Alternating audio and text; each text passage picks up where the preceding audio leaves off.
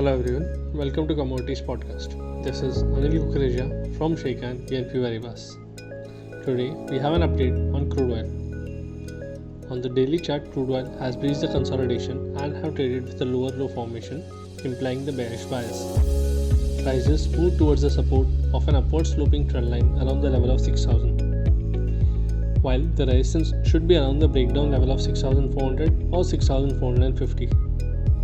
The one-time indicator RSI has a negative crossover as it moves towards the oversold zone supporting the bearish trend.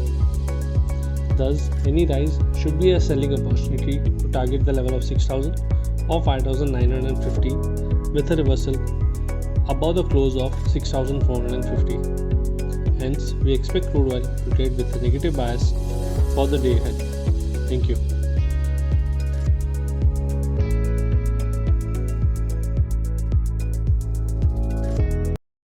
Investment in securities market are subject to market risks. Read all the related documents carefully before investing.